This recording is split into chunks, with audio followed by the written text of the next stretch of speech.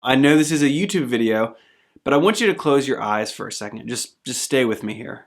I want you to picture Apple's 15-inch laptop. What do you see? Smooth metal finishes, a nice trackpad, maybe a thin display on a smooth hinge, black keys with speakers on either side of the keyboard. Now open your eyes. Is this the computer you were picturing? No? Well, let's talk about the Titanium PowerBook G4.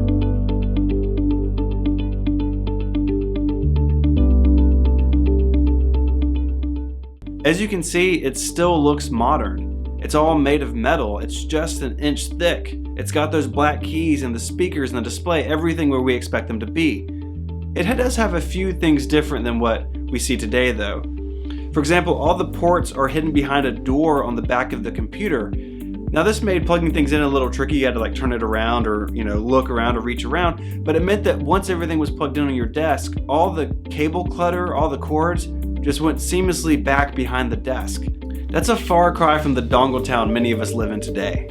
Compared to the PowerBook G3 before it, the G4 was a revelation. Of course, it was much faster and more powerful. The design alone is a world apart. The PowerBook G3 was black and curvy and was made of plastic, and it weighed almost a pound more than this PowerBook's 5-pound weight. Mercifully, Apple even fixed the Apple logo on this computer so it faced the right way when you opened up the computer. I don't know why it took them so long. Just turn it around. I'm glad they did it. I don't know why it took so long. The design was a little flawed. Two things that come to mind. First of all, titanium, which was used extensively in the case and the body, isn't all that pretty, so Apple elected to paint most of this computer.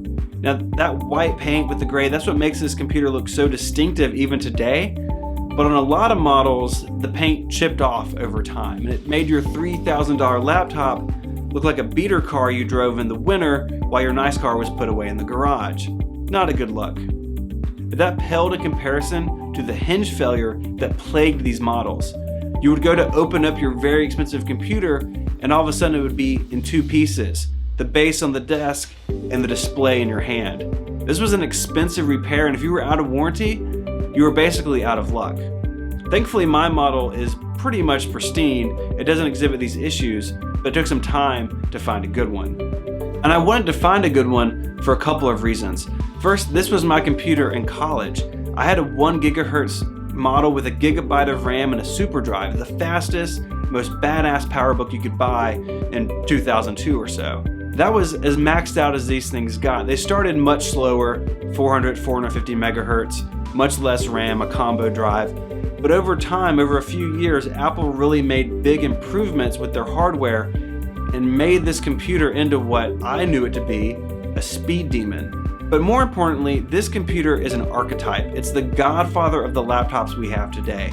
Yes, all of the technology in it is obsolete. We're not using G4s or modems or FireWire 400 ports anymore. All that's gone, right? All of it's gone. But this computer set the stage. It was the recipe that Apple is still following today in its notebooks. They're still thin and light. They're still made of metal. They still even look the same if you take your glasses off and take a step back with their black keys and widescreen displays. Now today, a lot of people like 13-inch notebooks, right? The 15 is kind of pushed aside for a lot of people. But for those of us who want the most powerful computer we can put in our backpacks, that started with this laptop. And you've got to remember just how long ago this was. This PowerBook was introduced at Macworld 2001. That's almost 9 months before the iPod. That's 3 months before Mac OS X shipped to the public as a final product.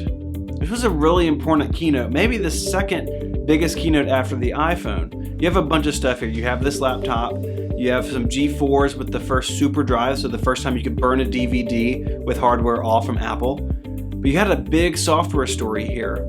This is where Steve Jobs introduced the idea of the digital hub, that our computer would be at the center of our digital lives, and our pictures and our movies and our music would all plug into them, and you do stuff on the Mac and then sync them back out. This was where iDVD was introduced. This is the same keynote where iTunes was introduced the same day of this laptop.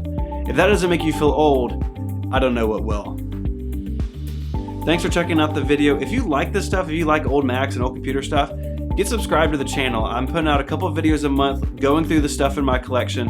and talking about it, and I think that you would really enjoy it. If you are subscribed, thank you. Be sure to hit that like button, and I'll catch you in the next one. Adios.